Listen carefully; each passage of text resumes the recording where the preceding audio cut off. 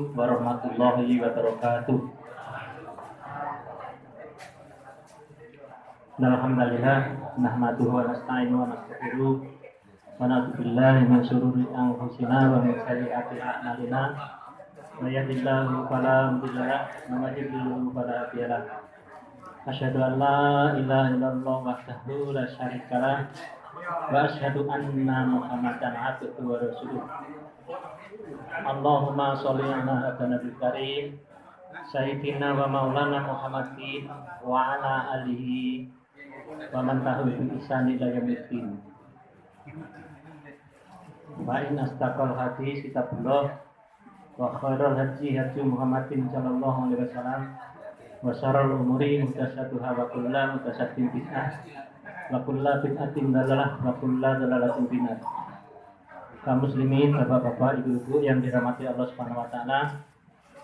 Marilah pertama-tama kita mengucapkan syukur alhamdulillah kepada Allah Subhanahu wa taala yang saat ini kita masih diberi kesempatan kesehatan sehingga saat ini kita masih diberi kesempatan untuk thalabul ilmi, mencari ilmu, dan mudah-mudahan Allah ridho kepada kita semua dan kita ridho kepada apa yang Allah ditentukan saat ini.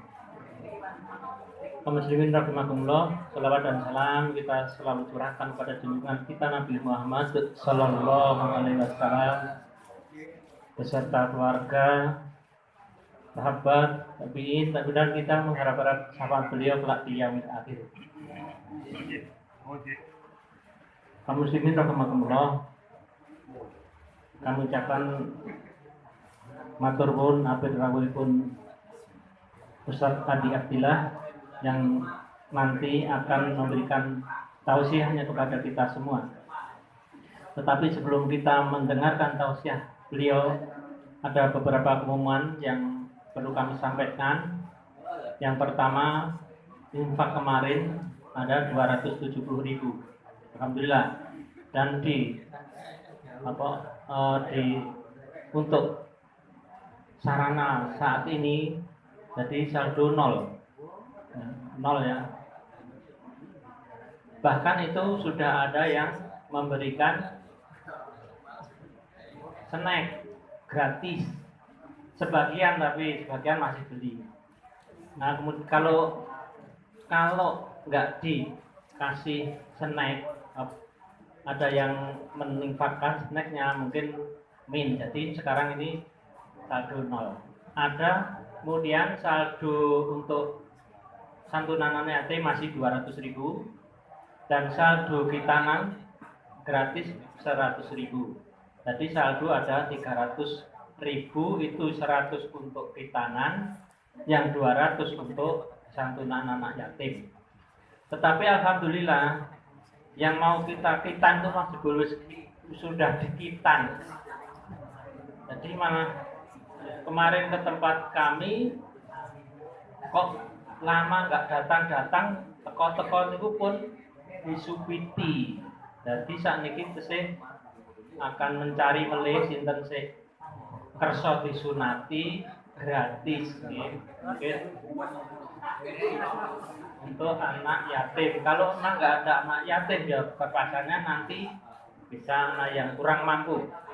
Jadi program akhir bulan ini mudah-mudahan nanti kita dapat orang yang mau disunat secara gratis.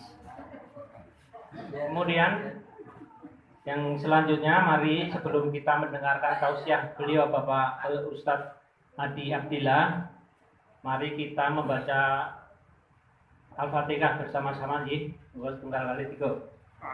A'udzu billahi minasy syaithanir rajim. Bismillahirrahmanirrahim. Alhamdulillahi rabbil alamin. Ar-Rahmanir Rahim. Maliki yaumiddin. Iyyaka na'budu wa iyyaka nasta'in. Ihdinas siratal mustaqim. Siratal الذين أنعمت عليهم غير المغضوب عليهم ولا الضالين. Amin. Waktu selanjutnya kami serahkan kepada Ustadz Adi Abdillah sampai azan misa nggih. Monggo kita midhangetaken lan kita siapaken. Monggo Ustadz waktu dan tempat.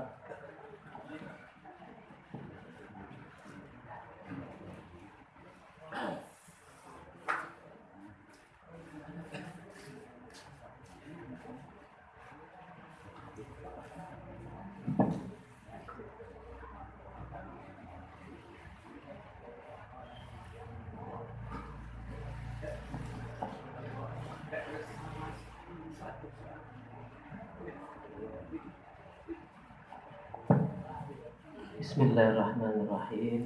Assalamualaikum warahmatullahi wabarakatuh. Waalaikumsalam warahmatullahi wabarakatuh. Alhamdulillahirabbil alamin.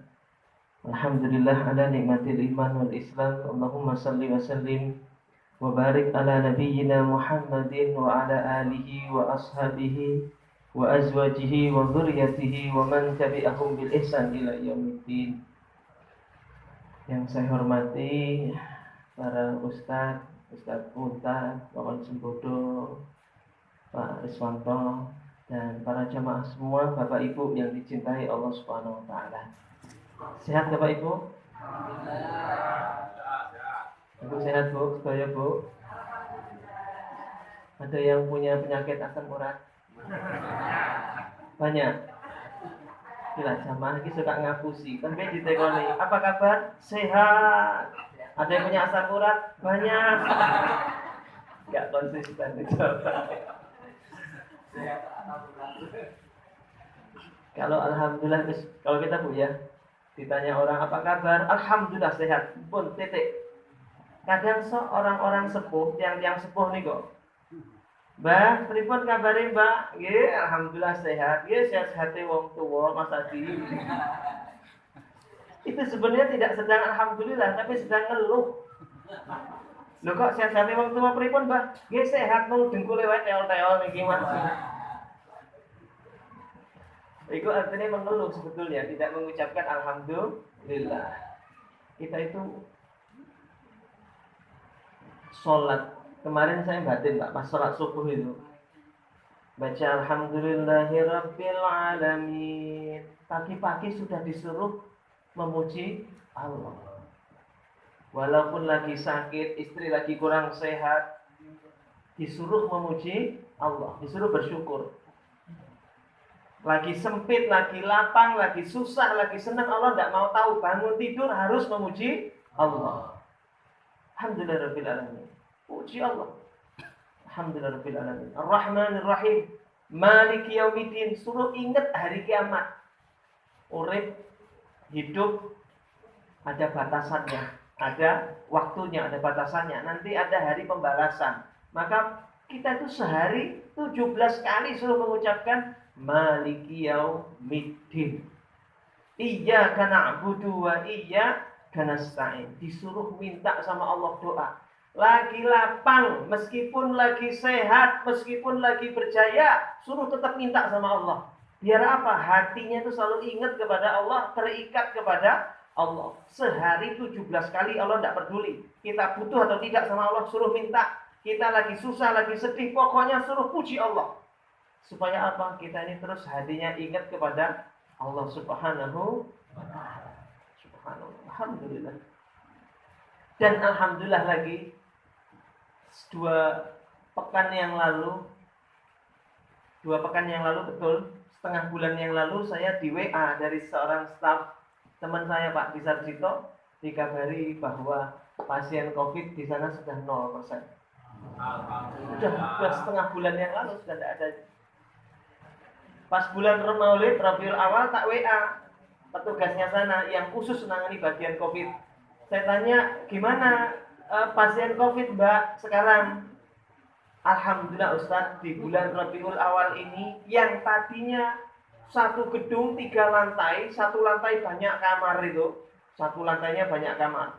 Diisi pasien-pasien COVID, 3 lantai full. Pernah satu malam kita menangani orang meninggal 65 orang katanya. Satu malam 65 orang meninggal. Pas lagi jaya-jayanya COVID kemarin. Sekarang COVID lagi gak berjaya.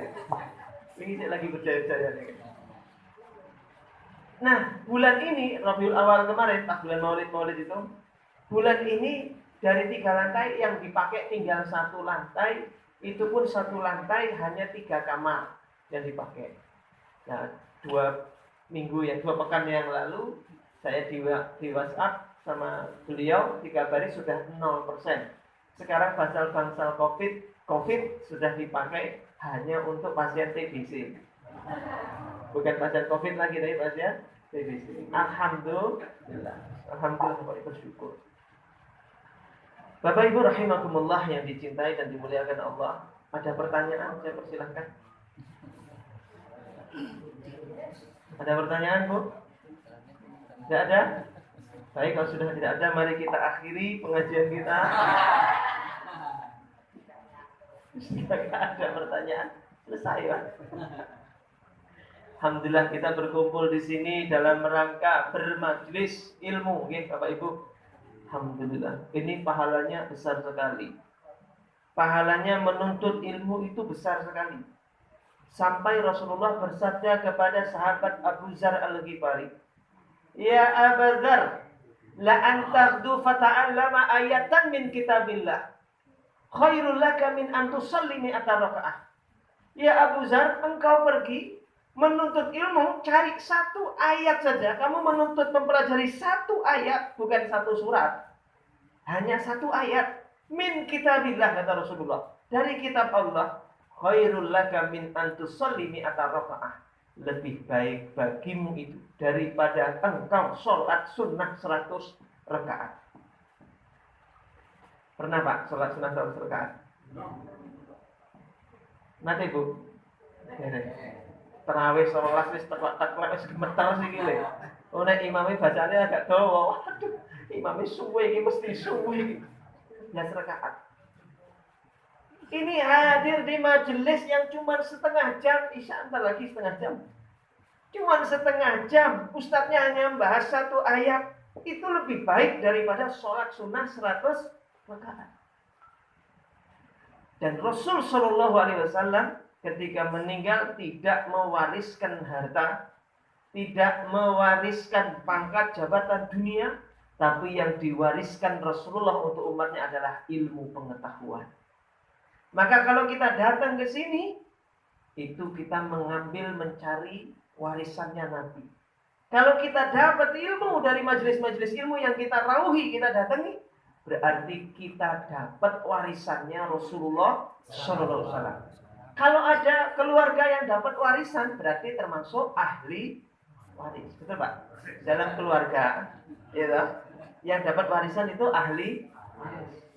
Kita itu tidak ada nasab sama Nabi Muhammad, tidak ada hubungan darah, tapi dapat warisannya Nabi, berarti kita ahli warisnya Rasulullah SAW bagi para penuntut ilmu. Keren tidak ya? Dengan ahli warisnya Rasul Sallallahu Alaihi Wasallam, ahli warisnya Nabi Muhammad Sallallahu Alaihi Wasallam. Hadir di majelis ilmu, walaupun jenengan ngantuk, teklak ngantuk. Apalagi kan pengajarnya model-model jiduk, ngaji sambil duduk. Yang nyender-nyender berarti jidar, ngaji karo nyender. Berjidar jiler, ngaji karo berjiler jitut, ngaji karo ngantuk. Enggak, ini enggak insyaallah. Tidur di majelis ilmu saja itu sudah bukan satu yang aib atau satu yang tercela.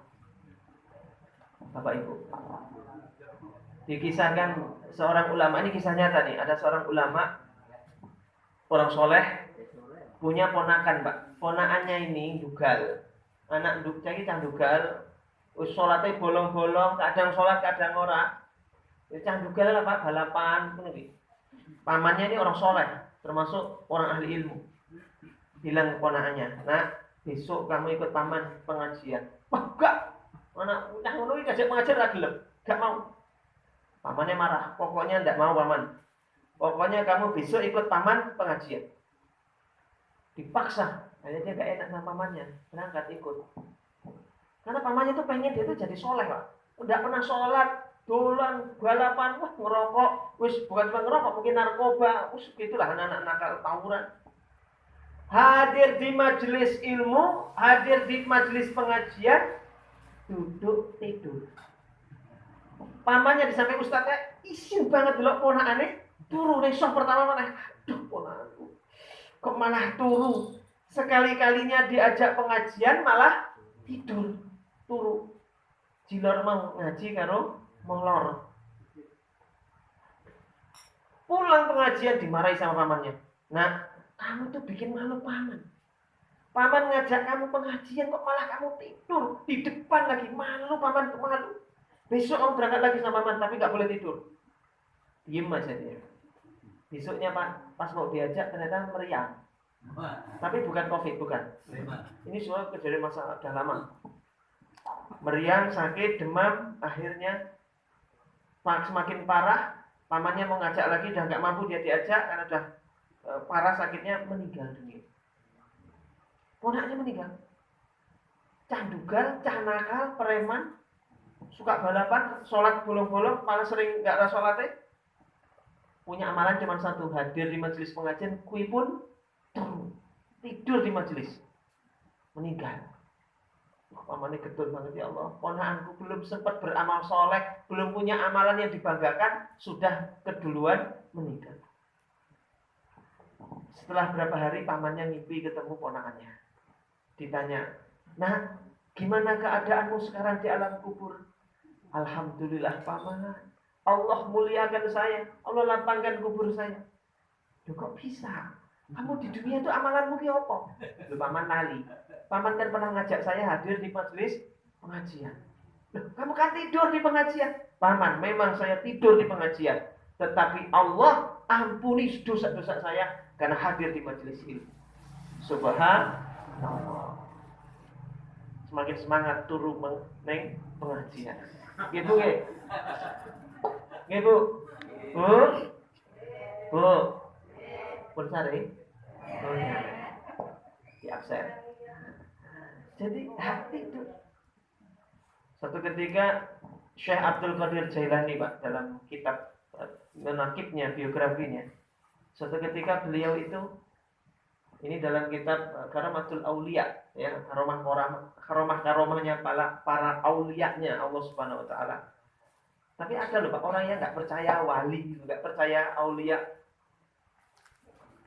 Aneh, ada orang yang nggak percaya. Wong Nabi sendiri mengatakan al ulama min ummati kal anbiya bani Israel. Ulamanya dari umatku itu seperti Nabi di kalangan Bani Israel.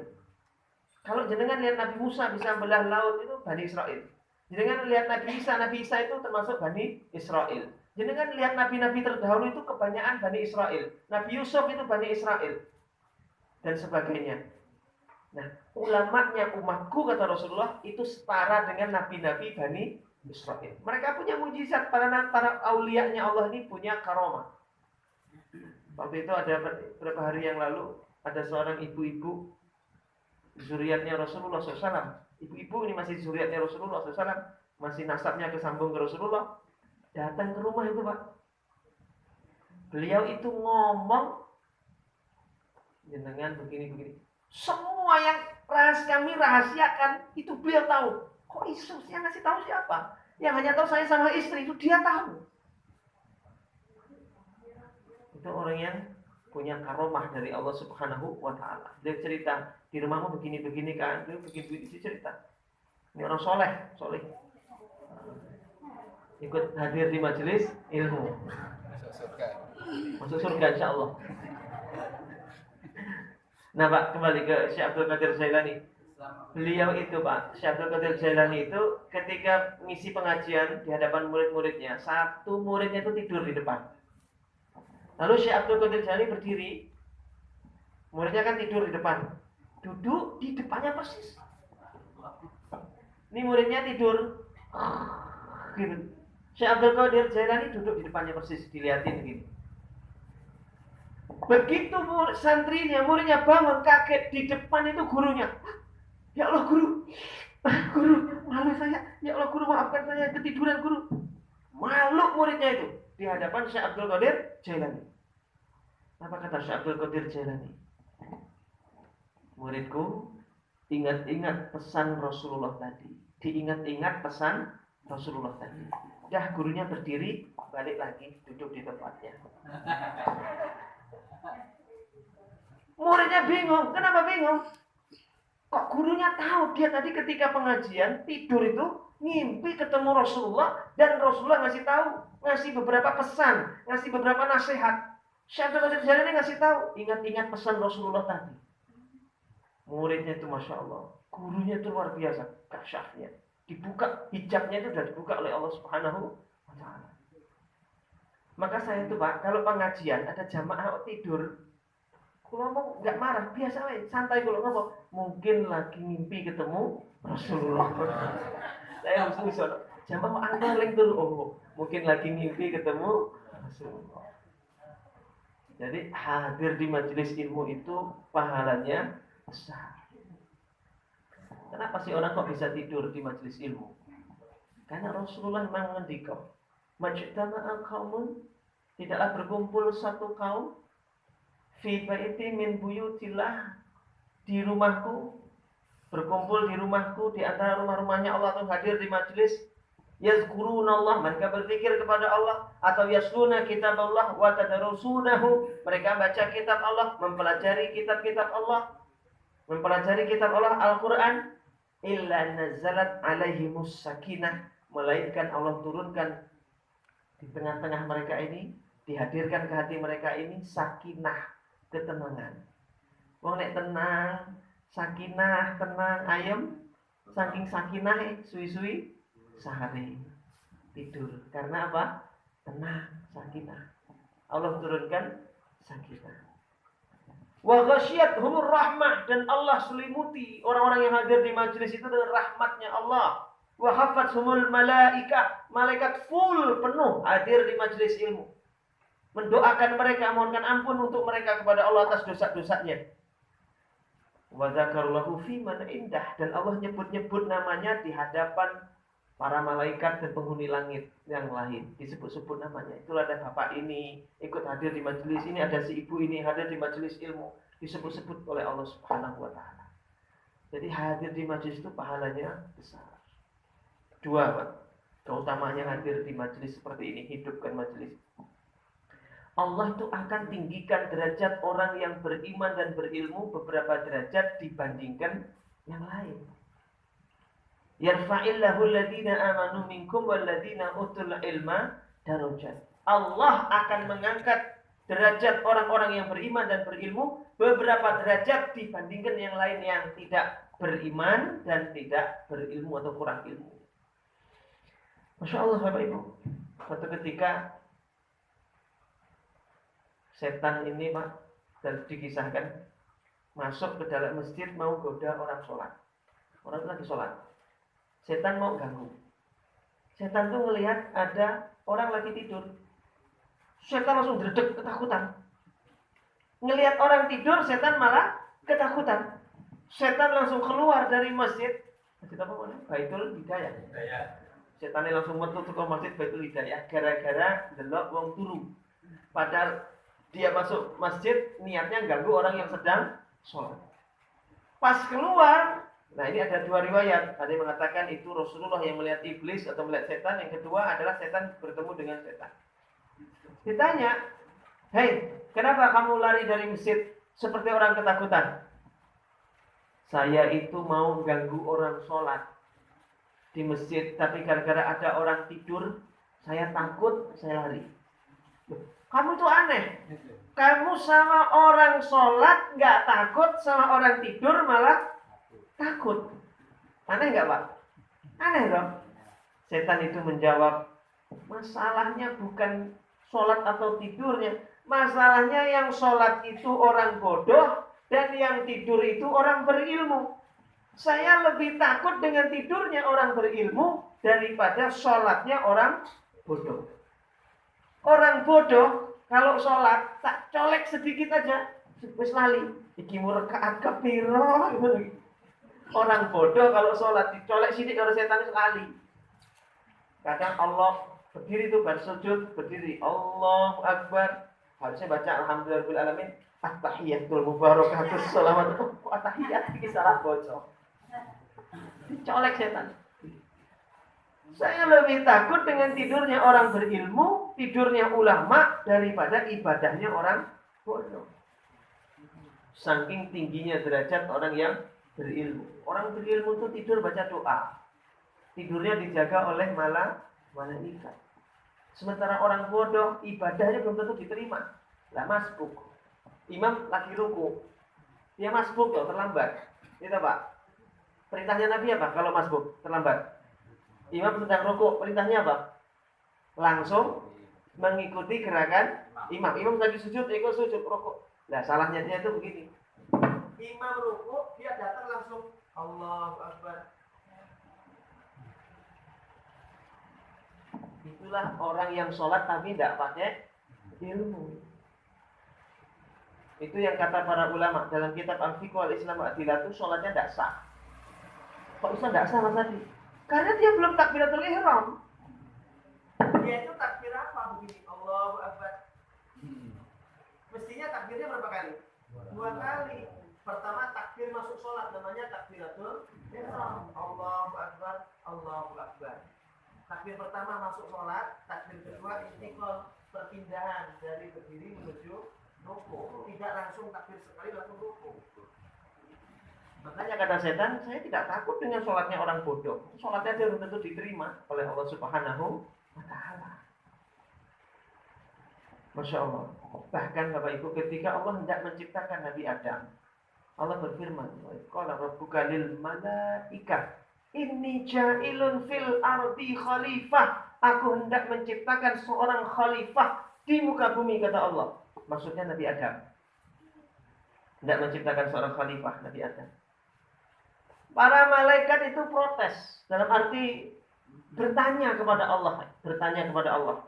Ya Allah, ataj'alu fiha may yufsidu fiha wa yasfiku dima. Apakah engkau akan menciptakan kembali makhluk yang akan tinggal di bumi, membuat kerusakan di muka bumi, saling membunuh satu sama lain di muka bumi? Wa nahnu nusabbihu bihamdika wa nuqaddisu lak. Kami ini kan hamba-Mu yang selalu beribadah, bertasbih kepadamu, memujimu, mensucikanmu. Apa kurang ibadah kami sampai engkau mau ciptakan makhluk yang lain? Kata Allah, inni a'lamu ma la ta'lamun. Saya lebih tahu daripada kalian, kata Allah. Lalu Allah ciptakan Nabi Adam alaihissalam. Wa 'allama Adamal asma'a kullaha, thumma 'aradahum 'alal malaikah. Allah wa'allama Adam al-asma'a kullaha, mengajarkan ilmu pengetahuan kepada Nabi Adam, diajarkan nama benda. Hai Adam, itu namanya mawar. Itu melati. Mawar melati semuanya indah. Hai Adam, itu cebong, itu kampret. Itu kalau jengking, kayak ulo, kayak kasih tahu semua oleh Allah, diberitahu semua. Dan itu tidak diberitahukan kepada para malaikat. Adam itu wawasannya luas, ilmunya luas. Oleh karena itu ketika para malaikat dites, coba hai malaikat, bisa gak kamu menyebutkan itu semua? Tidak bisa. Subhanaka la ilma lana illa ma'alamtana. Nyerah kami ya Rabb, Maha Suci Engkau, kami tidak tahu kecuali Engkau ajarkan pada kami. Sementara Nabi Adam catas, cerdas, tangkas, jawab semua itu. Allah berfirman, wa isqulna lil malaikati isjudu li Adam fasajadu illa iblis. Hai malaikat, sujudlah kamu kepada Adam. Sujud ini bukan sujudul ibadah, bukan sujud penyembahan, tapi sujudul i'tirafan bi fadli Adam. Sujud pengakuan para malaikat, pengakuan para malaikat atas keutamaan, kelebihan, kemuliaan yang Allah berikan kepada Nabi Adam. Bukan sujudul ibadah, tapi sujudul iktirafan bi fadli Adam. Nah Pak, pertanyaan Pak. Yang bisa jawab dapat door prize. Itu pot boleh dibawa pulang, banyak pot itu.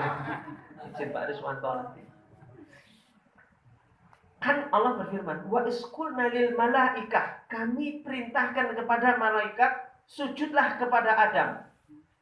Fasajadu, semua sujud. Yang enggak mau siapa tadi? Illa iblis. Yang enggak mau siapa? Illa iblis. Kata iblis, umpama ya, salah saya apa? Kan Allah enggak nyuruh saya. Yang disuruh kan malaikat, bangsa malaikat. Saya adalah iblis. Iblis terbuat dari apa? Api. Malaikat terbuat dari apa? Cahaya. Malaikat terbuat dari cahaya, dari nur. Sementara iblis terbuat dari api. Lah, yang Allah perintahkan malaikat. Kenapa iblis yang enggak sujud kok malah dimarahi sama Allah? Ayo Pak, yang bisa jawab, potnya tambah 2 boleh dibawa. Karena kalau pada waktu itu bangsa yang makhluk yang stratanya tertinggi itu malaikat. Kalau malaikat diperintahkan oleh Allah, otomatis bawahannya itu harus ngikut yang paling atas. Kalau ada presiden lewat, panglima TNI ini hormat, kira-kira pasukannya ikut hormat enggak? Ya ikut. Panglima ini hormat, masuk pasukannya tidak hormat. Kalau malaikat diminta menghormati Adam, bersujud kepada Adam, otomatis bangsa yang lebih rendah, makhluk yang lebih rendah kedudukannya dari malaikat harus mengikuti malaikat.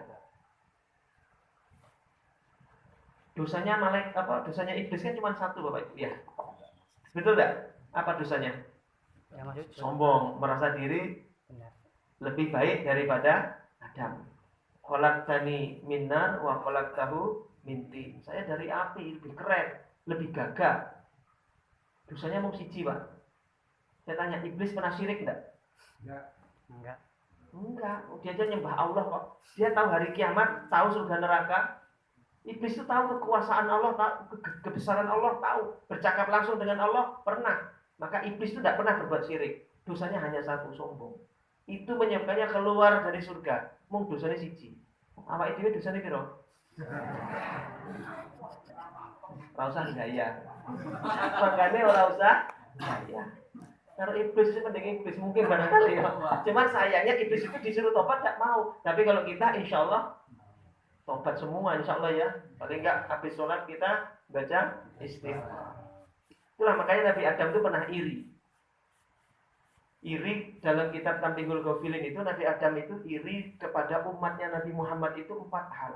Ya Allah, saya iri dengan umat Muhammad dalam 4 perkara. 1, Allah ciptakan saya di surga. Ya Allah, Engkau ciptakan aku di surga. Gara-gara satu dosa aku ditelanjangi oleh Allah SWT. Saya berbuat dosa itu pakai baju, tapi langsung ditelanjangi oleh Allah. Dalam Al-Quran, Nabi Adam langsung ngambil daun-daun surga untuk nutupi auratnya. Jadi Nabi Adam berbuat dosa itu pakai baju, makan buah khuldi pakai baju sama Ibunda Hawa, langsung ditelanjangi oleh Allah. Tapi umat Muhammad berbuat dosa sambil telanjang, masih dikasih baju, masih ditutupi aib-aibnya oleh Allah Subhanahu wa taala. 2, saya berbuat dosa 1 kali langsung diceraikan sama istri saya oleh Allah. Ratusan tahun kami dipisahkan oleh Allah. Tapi umat Nabi Muhammad berbuat dosa berkali-kali, rumah tangganya masih utuh, enggak diceraikan oleh Allah. 3, saya iri dengan umat Muhammad. Saya berbuat dosa, tidak diterima tobat saya, kecuali kaki saya menginjak tanah Mekah, baru diterima tobatnya. Tapi umat Nabi Muhammad berbuat dosa dimanapun, taubat dimanapun, diterima tobatnya oleh Allah. Terakhir kata Nabi Adam, saya iri dengan umat Muhammad. Saya berbuat dosa di surga, langsung dikeluarkan dari surga, diturunkan ke dunia. Umat Nabi Muhammad berbuat dosanya di dunia, dia taubat, nanti masuk surganya Allah. Makanya Nabi Musa pun pernah berdoa. Dalam kitab Tambihul Ghafilin itu dikisahkan sejarahnya itu Nabi Musa pernah doa sama Allah. Ya Allah, aku memang tidak bisa menjadi Muhammad. Dia berdoa, ya Allah, jadikan aku seperti Muhammad. Tidak bisa, kata Allah. Muhammad itu ada sendiri, itu kekasihku, kata Allah, yang akan keluar nanti di akhir zaman. Kalau aku tidak bisa jadi Muhammad, maka jadikanlah aku umatnya Nabi Muhammad. Nabi Musa saja berdoa pengen jadi umatnya Nabi Muhammad. Bahkan di akhir zaman ada nabi yang sekarang disimpan oleh Allah, belum diwafatkan oleh Allah, nanti akan diturunkan di akhir zaman. Nabi siapa? Isa. Nabi Isa alaihissalam. turunnya Nabi Isa di Menara Putih di Damaskus. Saat itu umat Islam dipimpin oleh Imam Mahdi. Saat dipimpin Imam Mahdi pada waktu subuh, Nabi Isa turun, dikenali oleh orang-orang yang ada. Lalu Nabi Isa dipersilahkan untuk ngimami sholat. Wajar, Nabi suruh ngimami sholat, wajar enggak? Wajar, dan sepantasnya Nabi ngimami sholat kita. Tapi Nabi Isa apa? Menolak, saya tidak mau ngimami kalian. Kenapa engkau Nabi Allah? Kuntum khaira umat, kalian itu umat terbaik. Tidak mungkin saya mengimami kalian sementara kalian adalah umat terbaik. Maka Nabi Isa ada di barisan bersama makmum. Yang ngimami siapa? Imam Mahdi yang mengimami Nabi Isa. Bayangkan saking utamanya umatnya Nabi Muhammad. Kita itu dimuliakan Allah karena kita umatnya Nabi Muhammad Sallallahu Alaihi Wasallam. Bapak Ibu rahimakumullah, itulah betapa luar biasanya besarnya. Maka Bapak Ibu, Nabi Adam, Allah perintahkan malaikat sujud kepada Adam. Lah siapa Adam ini? Anak kemarin sore. Siapa Adam ini? Bujang. Siapa Adam ini? Pendatang baru. Siapa ini? Ya pendatang, bukan orang pribumi. Lah malaikat siapa? Ini senior. Malaikat ini siapa? Pribumi. Malaikat ini siapa? Orang yang lebih sepuh duluan di sini. Tetapi Allah perintahkan yang senior, yang lebih sepuh, yang pribumi menghormati pendatang, menghormati yang lebih muda, meskipun dia masih bujang, atas dasar keilmuan. Jadi yang tua hormati yang muda, manakala yang muda lebih berilmu. Inilah yang dijadikan dalil para ulama, milih imam sholat bukan yang paling tua umurnya, tapi yang paling luas ilmunya. Kalau yang tua dan muda ilmunya sama-sama luas, baru yang tua yang maju, yang muda yang mundur. Tapi kalau yang tua sama yang muda lebih pintar dalam ilmu agamanya yang muda, mahasiswanya jadi imam, dosennya jadi makmum. Dia dosen tapi jadi makmum. Tapi ini ilmunya sama, ya dosennya yang maju jadi imam, mahasiswanya yang mundur jadi makmum. Itu Masya Allah, Bapak Ibu rahimakumullah. Dan yang terakhir, ilmu adalah syarat diterimanya amal. Mana bisa kita beramal kecuali dengan ilmu? Makanya kalimatnya gini Pak Munsif. Syarat diterimanya amal itu apa? Ada dua. Satu, Kelas. niat ikhlas. Dua, ada tuntunannya dari Rasulullah kan? Itulah makna la ilaha illallah Muhammadur Rasulullah. La ilaha illallah itu niat ikhlas. Hanya Allah yang dicari. La ilaha illallah. Saya tidak butuh yang lain kecuali Allah. Tidak butuh pujian, tidak butuh materi, tidak butuh pokoknya sanjungan. Yang dibutuhkan hanyalah Allah. Itulah la ilaha illallah, ikhlas. Muhammadur Rasulullah maksudnya beramal mengikuti tuntunannya Nabi Muhammad Sallallahu Alaihi Wasallam. Dan semua kebaikan kita ini bersumber dari Nabi Muhammad. Makanya Allah berfirman, "Wa ma arsalnaka illa rahmatan lil alamin." Coba Pak, jenengan bisa sholat di masjid, berangkat langkah kakinya mengangkat derajat dan menghapuskan dosa. Pertanyaannya, yang ngajarin jenengan berangkat ke masjid, yang nyontoni siapa? Nabi Muhammad. Jenengan bahagia dengan sedekah, rezekinya makin lancar, makin berkah dengan sedekah. Yang ngajari sedekah siapa? Rasulullah Nabi Muhammad. Jenengan bisa nikmat bangun malam sholat tahajud, bisa nikmat sekali. Yang ngajari tahajud siapa? Nabi Muhammad. Ibu pakai jilbab semua nutup aurat begini, Masya Allah. Ayat jilbab turun kepada siapa? Nabi Muhammad. Jenengan baca Quran, orang sakit diobati dengan Al-Quran, bacakan Al-Fatihah, diruqyah atau macam-macam. Ini Al-Quran turun kepada siapa? Nabi Muhammad. Mana kebaikan yang tidak dari Nabi Muhammad sumbernya? Tidak ada. Semua kebaikan itu sumbernya lewatnya Nabi Muhammad. Maka sebelum Allah curahkan rahmatnya, turunkan dulu Nabi Muhammad sebagai perantara. Wa ma arsalnaka illa rahmatan lil alamin. Dengan Nabi Muhammad kita dapat rahmat semuanya. Kita pernah punya masalah, kepepet dalam keadaan sempit, nangis-nangis doa, ya Allah tolong, ini sesuk kudu bayar utang, aku udah duit, ya Allah tolong, nangis-nangis. Benar enggak Bu? Tinggal 2 hari lagi harus bayar utang, belum punya uang. Jebule besok ada orang yang sudah lama sekali punya utang, bayar utang sehingga kita bisa nyaur utang. Ada rezeki nggak disangka-sangka. Doa kita diijabah oleh Allah. Pertanyaannya, yang ngajari doa siapa? Nabi Muhammad Rasulullah. Yang ngajari kita berdoa adalah Nabi Muhammad. Pertanyaannya ada lagi, mana kebaikan yang tidak bersumber dari Nabi Muhammad? Tidak ada. Karena itulah Masya Allah Bapak Ibu rahimakumullah, ilmu itu menjadi syarat diterimanya amal. Saya pernah dampingi jamaah umroh, naik ke Jabal Rahmah, itu ada tugu tuh Pak, tugu putih, konon tempat pertemuan Ibunda Hawa dengan Nabi Adam. Di depan tugu itu ada jamaah saya, ibu-ibu itu gelar sejadah, lalu takbir, sholat pakai mukena, Allahu Akbar, ngadep tugu itu. Saya naik tak lihat, ini jamaahku ini, oh bener ini jamaahku. Saya berdiri samping kanan, saya nanya, Bu, ibu sholat apa? Sholat sunnah Ustaz. Sholat sunnah apa kok di sini? Nah itu orang-orang Arab juga pada sholat. Ya saya ikut-ikut orang Arab. Bu, sholat kita itu menghadap ke Ka'bah, bukan ke tugu ini. Waduh Pak Ustaz, terus gimana Pak Ustaz? Batalkan, gak usah diteruskan sholatnya. Berarti saya batal Pak Ustaz. Ya kan harus ngobrol sama saya. Saya kok batal Pak Ustaz, batal kan mau. Terus ngobrol. La ilaha illallah. Beramal itu harus pakai ilmu, ada ilmunya, ada dasarnya, ya ada dasarnya.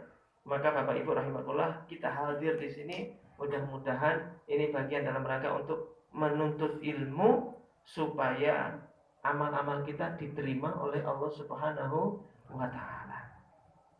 Bukan untuk yang lain, tapi hanya untuk Allah Subhanahu wa taala. Jangan gini Bu, sedekah pengen kaya, sholat duha pengen lancar rezeki. Loh, jangan lupa, innamal a'malu binniyat wa innamal likulli imri'in ma nawa. Amalmu itu tergantung niatmu dan engkau akan mendapatkan sesuai dengan niatmu. Kalau niatnya beramal sholat duha pengen lancar rezeki, dikasih, tapi rezekinya dikasih dunia, akhirat tidak dikasih. Surat Hud itu ayat 15-16. Siapa yang menghendaki kehidupan dunia, dikasih dunia, tapi akhirat nggak dapat bagian. Siapa sedekah yang pengen bisnisnya lancar, sedekah supaya rezekinya semakin ditambah berlipat-lipat. Akhirnya Avanza disedekahkan, motor disedekahkan, semua disedekahkan. Dia nyeker, nggak ada apa-apa. Ada yang begitu. Pengen supaya balik. Sedekah kok pengen nyari dunia. Maaf Pak, maaf. Bedanya kita sama Cristiano Ronaldo itu apa? Ronaldo itu orang yang rajin sedekah, terkenal tuh sedekah sampai triliunan. Apa pernah kita sedekah sampai triliunan? Tidak pernah tuh Pak. Ronaldo itu sedekah itu mencapai triliunan nilainya dia sedekah.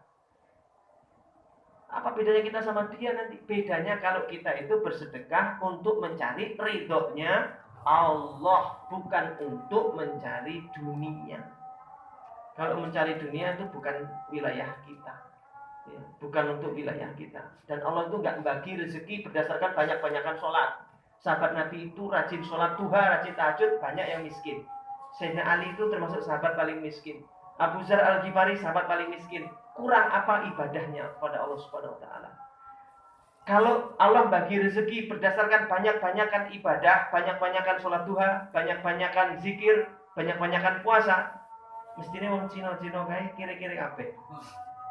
Tapi kenapa orang lain kafir itu kaya-kaya semua? Karena Allah bagi rezeki bukan dari banyak-banyakan ibadah. Betul Pak? Rezeki itu sudah tertulis sejak di dalam. Kita beribadah benar untuk mencari ridhonya Allah. Kalau dunia dikasih, itu bonus saja dari Allah Subhanahu wa taala. Itu bonus dari Allah Subhanahu wa taala. Demikian Bapak Ibu rahimakumullah, mudah-mudahan bermanfaat. Semoga Allah ridho dengan kita semua. Mudah-mudahan majelis ini berkah. Siapapun yang menyumbangkan hartanya di majelis ini, menyumbangkan tenaganya, pikirannya, idenya, waktunya, semuanya untuk majelis ini, mudah-mudahan Allah balas dengan balasan yang berlipat dari Allah, menjadi amalan yang menyebabkan Allah ridho kepadanya di dunia dan Allah ridho kepadanya di akhirat nanti. Billahi taufiq wal hidayah. Mohon maaf lahir dan batin. Assalamualaikum warahmatullahi wabarakatuh.